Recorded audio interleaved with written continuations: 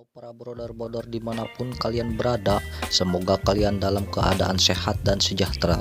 Kali ini saya akan mereview sebuah film yang dimana film ini menceritakan salah satu keluarga yang tidak berkecukupan tetapi tidak mengurangi semangatnya untuk mengejar cita-cita anaknya yang ingin menjadi polisi.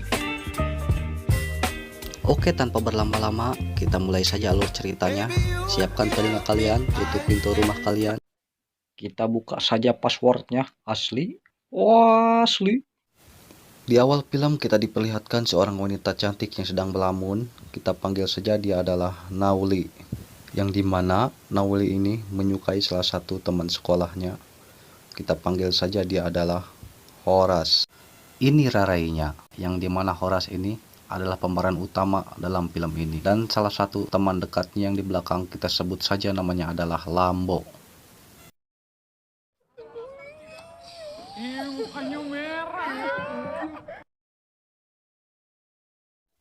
Sim langsung berpindah ke sebuah warkop di malam hari, yang dimana di situ ada bapaknya Horace. Ini dia orangnya.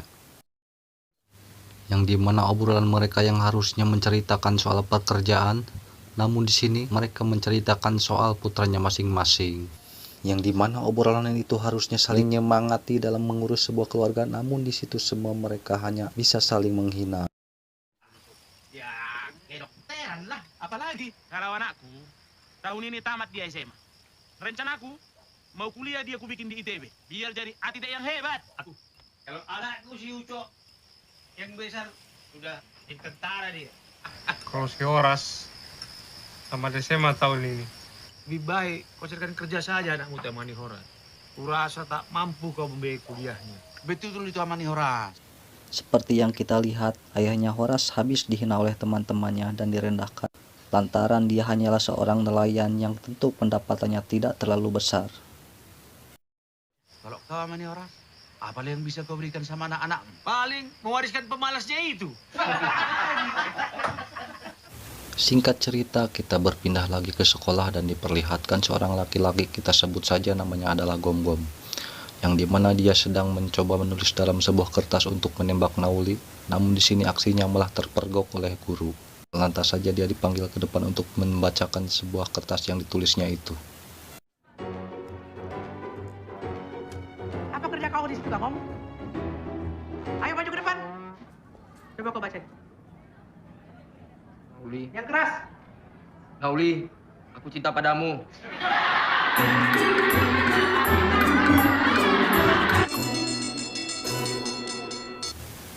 Lalu kita dipindahkan ke jam-jam istirahat, yang dimana sekolah ini kedatangan para petugas polisi yang lain dan tak bukan para petugas polisi ini memberitahukan kepada murid-murid tentang bahaya narkoba.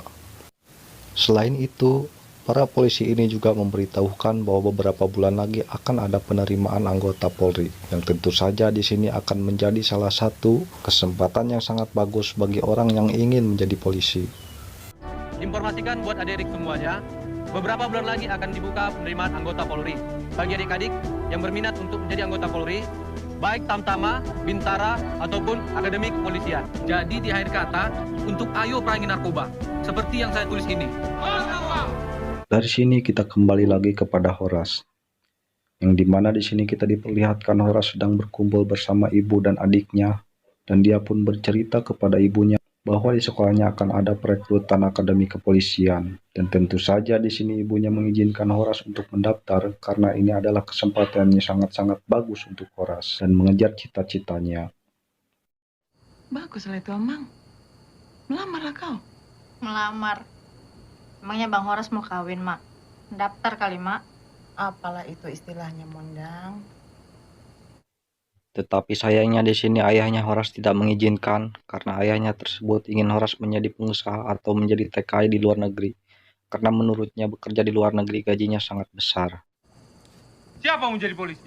Kau Horas? Kau Rumondang? Tidak ada yang boleh jadi polisi. Pak, biarkan sajalah si Horas mendaftar. Horas mau aku daftarkan jadi TKI. Kerja di luar negeri. Titik.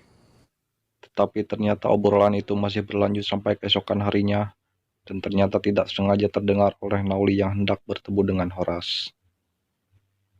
Tapi di sini Horas malah keluar dan pergi meninggalkannya karena tidak ingin melanjutkan percakapan itu yang akan membuat keluarganya bertengkar. Kemudian Nauli pun mendekati Horas dan memberikan hadiah sebuah sepatu, yang dimana sepatu itu benar-benar dibutuhkan oleh Horas karena ia sangat membutuhkan sepatu itu.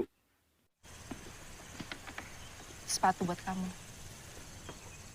Dan di sini Nauli pun mencoba menenangkan Horas dan memberi support supaya tidak untuk menyerah mengejar cita-citanya itu.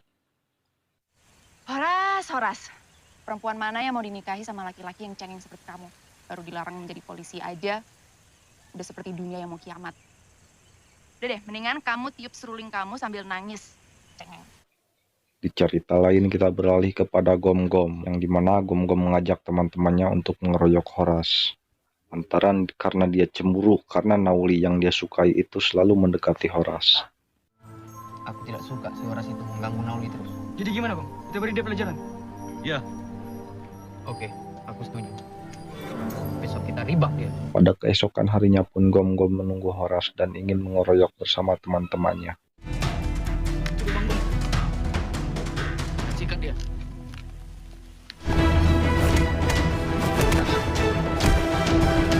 Di sini Horas mencoba melawan namun tetap saja ia kalah. Saat ia dipukuli habis-habisan beruntung keburu datangnya Lambo, sahabatnya itu, dan mencoba untuk menolongnya.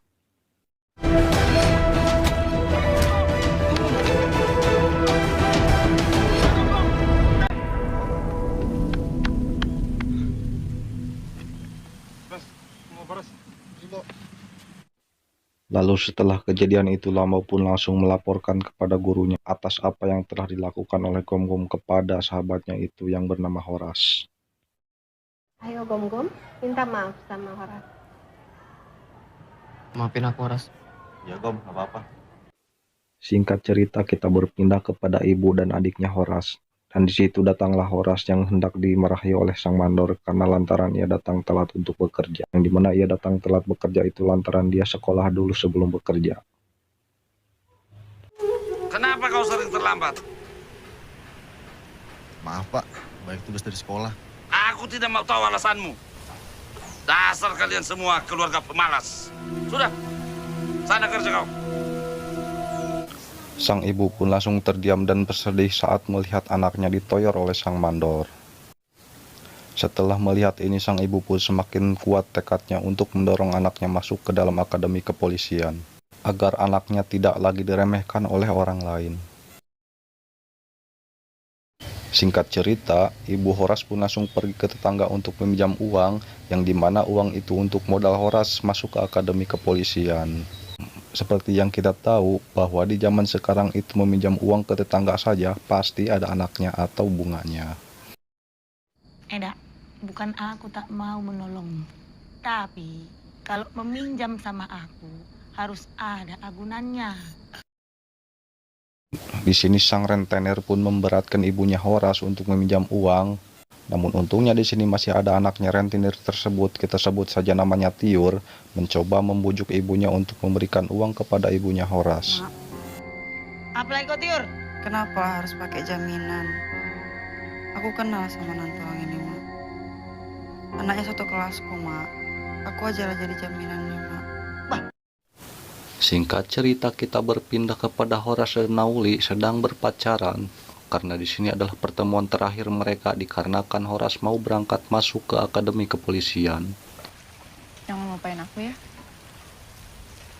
Iya, aku janji. Melihat mereka berpacaran di perahu, namun ini mengingatkan saya kepada salah satu film yang berjudul Titanic.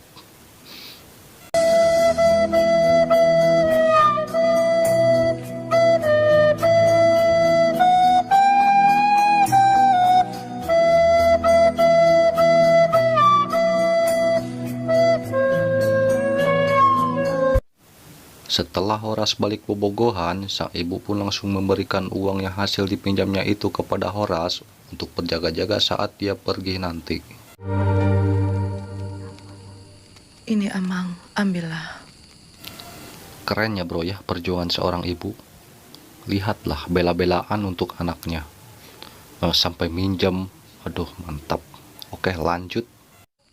Siapa tahu kau akan membutuhkannya untuk membeli keperluanmu di sana. Makasih ya, Mak. Pergilah kau ya, Amang. Nanti, kalau tentang bapakmu, biar Mama yang bicara. Doakan aku ya, Mak. Tanpa sepengetahuan sang ayah, Horas pun langsung pergi bersama sahabatnya Lambo. Karena seperti yang kita tahu ya bro, ayahnya itu tidak mengizinkan. Jadi berangkatnya diam-diam, malam lagi. Oke, lanjut. Buru kami.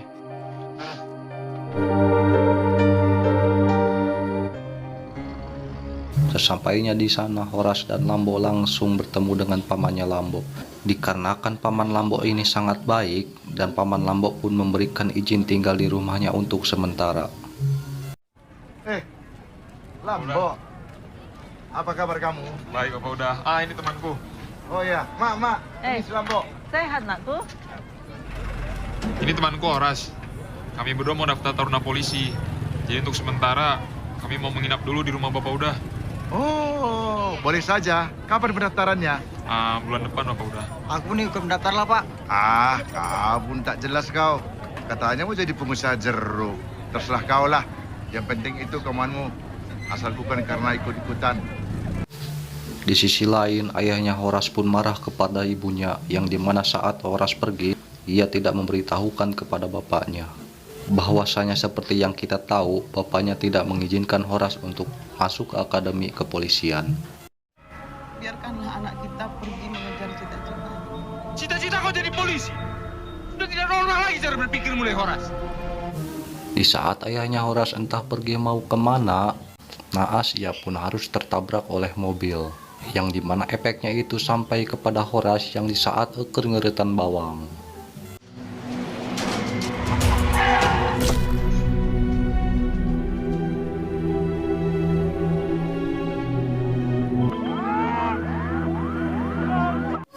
Akibat kecelakaan ini, kaki ayahnya Horas pun patah dan harus dioperasi, yang dimana operasi ini pasti membutuhkan uang yang sangat besar. Dibawa ke rumah sakit dengan fasilitas yang lengkap untuk dilakukan operasi tulang kaki. Kalau tidak dioperasi, kaki suami ibu akan membusuk dan menebar ke bagian yang lain. Biaya di sini aja aku nggak sanggup. Nanti bisa dibicarakan bersama keluarga. Saya hanya menyampaikan informasi terkait pasien. Kenapa terlalu berat untukku ini? Apa karena aku terlalu kejam kepadamu?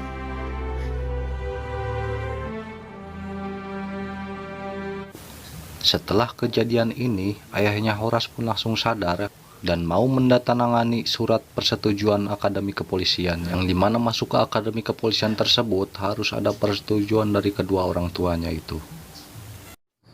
Bagaimana kabar anak kita, Syar? Tumben kamu tanya. Mana surat persetujuan orang tua itu? Bawa sini biar ku tanda tangani. Singkat cerita, saat Horas lulus tes ujian akademi kepolisian, namun di sini sayangnya sahabatnya itu yang bernama Lambo harus gagal dalam tes ujian kepolisian. Udah Lambo, kamu kan masih punya kesempatan. Dan terus saya gitu dong. Sakit kali hatiku, Lek. Sakit memang, tapi tidak berdarah. Setelah tidak lulus tes ujian akademi kepolisian, Lambo pun langsung pulang. Namun sayangnya dia sudah kehabisan uang dan harus tertidur di jalanan. Gak ada aku tengok gelandangan macam kau di Medan ini. Aku bukan gelandangan. Kau sendiri pun macam gelandangan. Kalau aku musisi bro, biar casingku kayak gini, tapi ori. Fansku banyak, rumahku mantap, dikelilingi kaca, ada AC-nya lagi. Pertis kayak orang kaya-kaya itu. Beruntungnya di sini si Lambo bertemu seorang pengamen yang sangat baik, kita sebut saja namanya adalah Gompak, dan ia pun mengajak Lambo untuk tidur di rumahnya. Ikutlah kau sama aku, nanti kasih makan sama kerjaan. Sesaat sampainya di rumah si Gompal, betapa kagetnya Lambo, yang dimana si Gompal itu bilangnya rumahnya besar dan ber-AC, dan ternyata itu adalah pos ATM. Anjing. Ayo, sini masuk. Jangan malu-malu. Inilah tempat tinggalku. Keren kan? Aku bilang kau itu musisi. Rumahmu besar, berkaca, ada AC. Tapi ini apa? ATM Center. Betapa terkejutnya saya dan Lambo saat mengetahui si Gompal ini bukanlah seorang pengamen, melainkan ia adalah seorang pengedar narkoba. Pengedar narkoba anjing nih hese. Hati-hati kau. Kau lihat ini. Hanya dalam hitungan detik, hidupmu bisa berubah. Dan di sini pun si Gompal menawarkan pekerjaan kepada Lambo yang tak lain dan tak bukan menjadi seorang pengedar narkoba, yang tentu saja membuat si Lambo kebingungan karena di kampung pun ia tidak memiliki pekerjaan. Karena si Lambo pun tidak menjelaskan mau atau tidak, si Gompal pun langsung pergi membawa Lambo kepada teman-temannya, tetapi tiba-tiba Jangan-jangan dia polisi. Kau jangan sembarangan tuh ya. Biar kau tahu, benci polisi. Oh baby, datang-datang udah ngegas kayak becak mesin. Kenalan aja belum? seperti yang kita tahu bahwa jaringan narkoba ini tidak memiliki bandar, yang ternyata bandar mereka sudah tertangkap oleh polisi. Dikarenakan bosnya tersebut sudah tertangkap oleh polisi dan mereka pun tidak ada yang mau menggantikan bosnya tersebut, dikarenakan menjadi bos bandar narkoba itu resikonya sangat besar. Namun Lambo yang mengetahui jaringan polisi di daerah tempat tersebut, ia pun langsung menawarkan diri untuk menjadi bosnya. Nying, karak asup langsung jadi bos. Kalau di antara kalian nggak ada yang bisa memimpin, aku keluar. Aku tahu jaringan polisi di daerah sini. Aku siap gabung. Sebagai pertanda bukti bergabungnya Lambo bersama mereka, mereka pun menyuruh Lambo menembak salah satu dari mereka yang Lambo tidak suka. Yang tentu saja Lambo menembak orang yang pertama kali menuduhnya, yang tak lain dan tak bukan ialah adalah Hirut Bengsrat, adalah si Bencong. Singkir kalian kamu gak suka.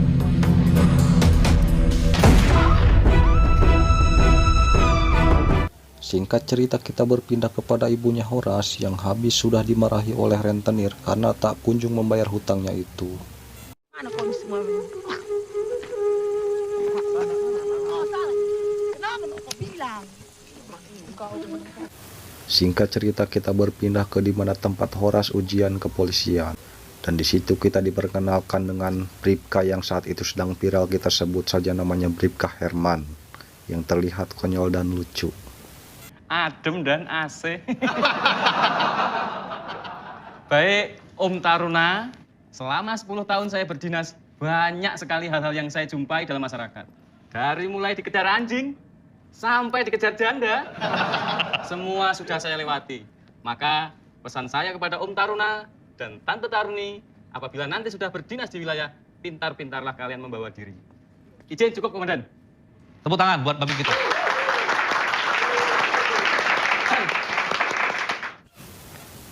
Dari waktu ke waktu, akhirnya Horas pun lulus dari tes ujian kepolisian. Dan di sini ia pun mendapat peringkat terbaik di sekolahnya itu. Hari ini adalah hari yang tentunya membahagiakan bagi kita semua. Karena telah memasuki bagian akhir pendidikan, karena Polri telah menambah lagi 306 personel sebagai penegak hukum, pelindung, pengayom pelayan masyarakat. Mudah untuk diucapkan, tapi tidak gampang untuk melaksanakannya di negara sebesar Indonesia, sekedar untuk motivasi adik-adik sekalian.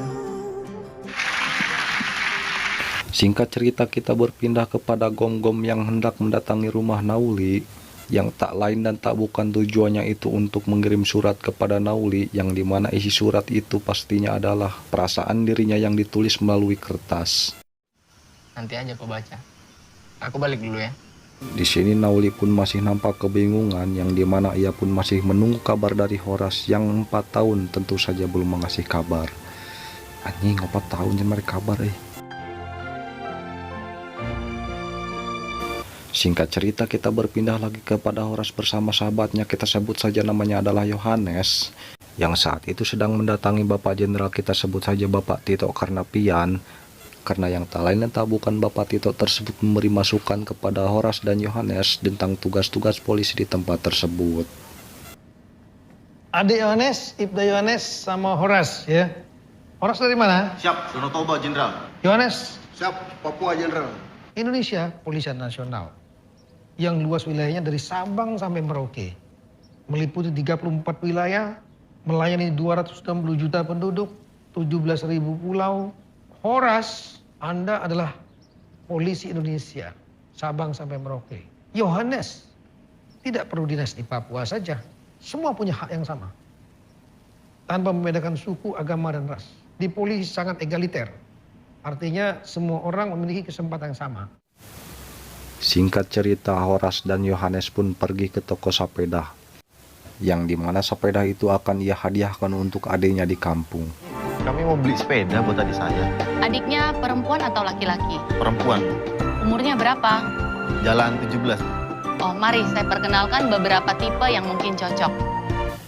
Di sisi lain kita diperlihatkan Nauli bersama Gom-Gom, yang tentunya jika Horas melihat ini hatinya akan sakit, dikarenakan mereka berdua ternyata sudah jadian.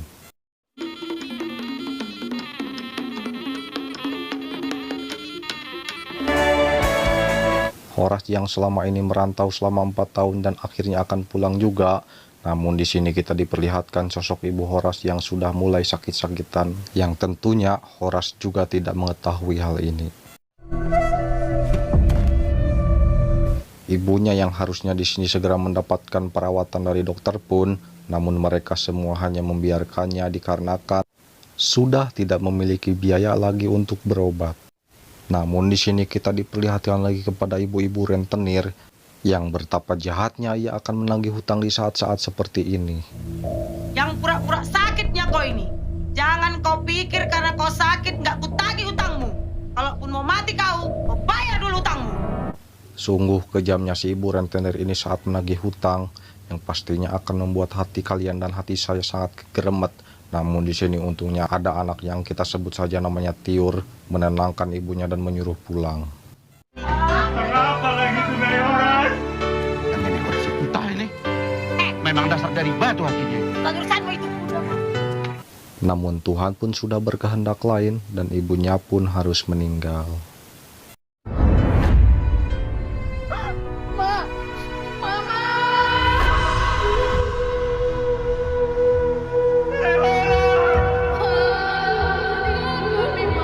Horas pun yang perjalanan jauh dan akhirnya sampai ke rumah, betapa kagetnya Horas di saat mengetahui bahwa ibunya sudah meninggal.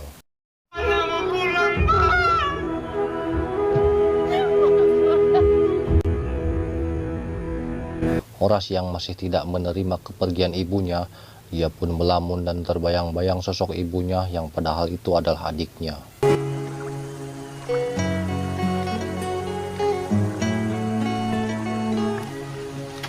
Kenapa aku mau kasih tahu? Kalau selama ini mama sakit.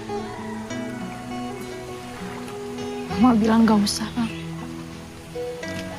Mama gak mau abang terganggu dan gak fokus sama pendidikan di Akpol. Singkat cerita, kita diperlihatkan adiknya Horas sedang berbelanja ke pasar dan ia pun bertemu dengan Nauli yang di situ juga sedang berbelanja. Di sini adiknya Horas menjelaskan bahwa Horas sudah pulang. Namun betapa kagetnya Nauli saat dia diberitahukan bahwa Horas sudah pulang. Mari, Kak Nauli. Horas sudah balik. Iya, Bang Horas di sini. Kondang, kamu mau bantuin kakak? Apa kak? Bilangin Horas untuk ketemu kakak di tempat yang biasa, ya? Iya, dan nanti Mona sampein ya kak. Mona duluan dulu Dan ya, Kak. akhirnya Horas pun menemui Nauli yang di saat itu sedang menangis dikarenakan ia sudah menerima cinta Gom-Gom. Selama 4 tahun aku nungguin kamu di sini. Dan gak ada kabar satupun. Kamu pernah nggak mikirin aku yang selama ini nungguin kamu di sini? Aku nggak ngerti. Aku minggu depan nikah sama Gom-Gom.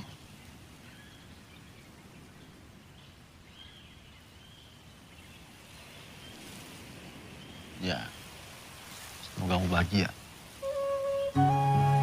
Kini tiba di saat di hari pernikahan Nauli, Horas pun terpaksa harus datang dengan perasaan yang sangat sedih dan hati hancur berkeping-keping Tetapi pantang bagi dirinya mengeluarkan air mata cuma karena ditinggal kawin. Dalam hati Horas ia berkata, aturan mah aing diuk didinya euy.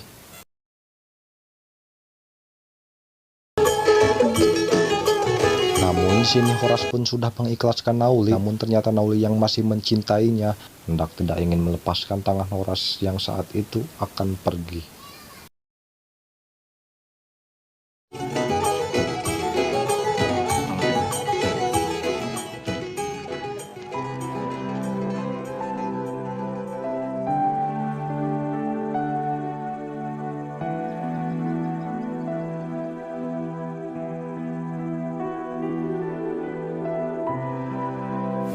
Singkat cerita, akhirnya Horas pun pergi melanjutkan tugasnya dan membawa adiknya, yang ternyata adiknya akan ia kuliahkan di luar kota, yang tentu saja di sini bapaknya akan ditinggalkan sendirian di rumah. Kami pergi ya Pak, doakan kami. Setelah sesampainya Horas di sana, Horas pun langsung mendaftarkan adiknya kuliah, dan Horas pun langsung pergi melanjutkan tugasnya di kepolisian. Singkat cerita, akhirnya Horas pun melaksanakan tugas pertamanya di kepolisian, dan Horas pun di situ diberi tugas pertama yaitu menangkap bandar narkoba. Betapa terkejutnya Horas yang ternyata sang bandar itu adalah sahabatnya yaitu yang bernama Lambo.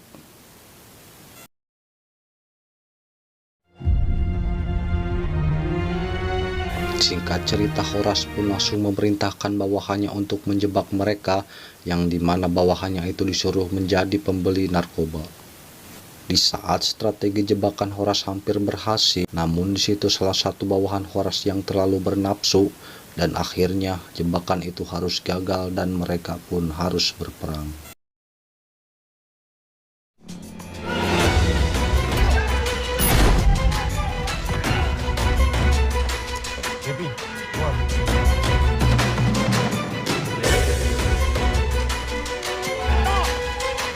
Di saat kejar-kejaran terjadi, namun akhirnya di sini Horas pun berhasil menangkap Lambo. Walaupun dia sudah menangkapnya, namun dia masih memikirkan persahabatannya. Namun akhirnya Lambo pun berhasil terlepas kembali dan Horas tidak ingin menembak dia karena kan ia masih ingin bersahabat.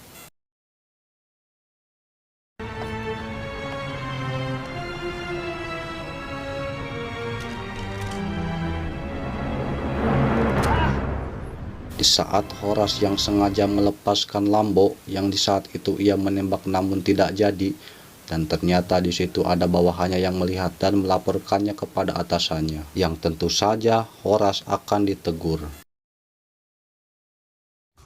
Saya kasih kamu kesempatan satu kali.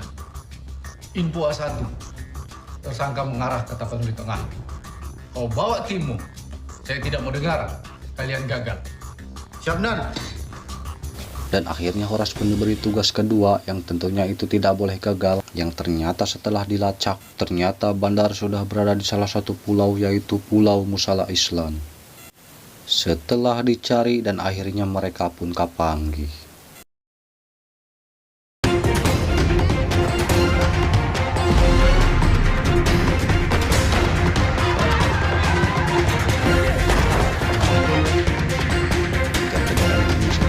Akhirnya Lambo pun kembali lolos melarikan diri ke tengah laut.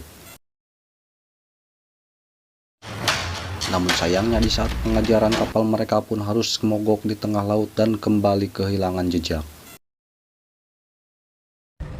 Kita kehilangan jejak. Mesin kita trouble. Di sisi lain kita diperlihatkan Lambo bersama anak buahnya yang saat itu sedang beristirahat di restoran. Ia pun terlihat seperti kaget saat melihat para polisi itu datang ke situ, yang ternyata itu hanya mengontrol restoran itu. Bawa dulu barang itu. Aku tunggu kau di desa Bau Mataluku. Aku nggak bisa lah. Aku udah tobat. Istriku lagi hamil dan sempat kakak. Bos, jangan bos, biarkan dia. Masih ada aku, biar nanti barangnya aku yang bawa. Udah, kita tinggalkan tempat. Akhirnya Horas sudah melanjutkan rencana kedua yang tentu saja itu tidak boleh gagal, untuk menangkap Lambo. Kalian ke sana, kamu ke sana, saya cari Lambo. Singkat cerita, akhirnya kejar saling mengejar pun kembali terjadi, tetapi di sini aksi tembak menembak pun sudah terjadi. Dan di sini kita juga diperlihatkan si Gompal yang gugur rusukan ke kebun dikejar anak buahnya si Horas. Dia pun sempat terjatuh dan akhirnya kembali lari. Betapa gregetnya saya dan kalian melihat ini, yang ternyata Horas kembali melepaskan si Lambo, bukannya menembaknya malah saling tenyokkan. Aduh. Hanya dua pilihanmu. Kau bebaskan aku, atau kau bunuh. Di sisi lain kita diperlihatkan Gompal yang sedang berlari dan akhirnya berhasil ditangkap juga. Benang taman Gompal. Dan akhirnya Lambo pun sudah tidak kuat untuk berlari dan terjatuh dan tak bisa bangkit lagi. Dan di belakang pun sudah siap Horas untuk menodong senjata.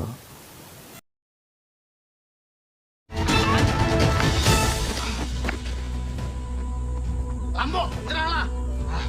Kau sudah tidak mungkin lagi luput dari hukum. Lambo yang ternyata di situ belum menyerah dan akhirnya memukul Horas. Dan di situ pertarungan pun terjadi.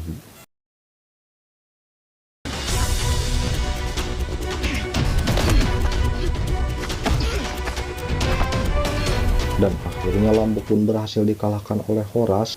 Di saat Horas lengah, yang padahal di situ Lambo akan mengambil senjata dan ingin menembaknya, tetapi tiba-tiba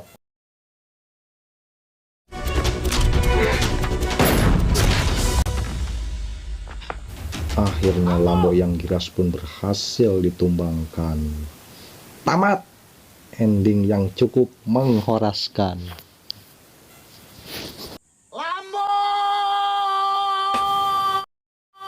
Menurut saya dari film ini kurang menggergetkan ya. Jadi pertarungannya itu kurang. Jadi banyak larinya. Ya dimaklum lah, namanya juga kan berlatarkan polisi filmnya, jadi mengejar penjahat gitu ya. Jadi pertarungannya dikurangi gitu ya. Kesimpulan yang dapat saya ambil dari film ini, kejarlah cita-citamu sebisamu, tetapi jangan lupakan orang-orang di sekitarmu. Oke, terima kasih.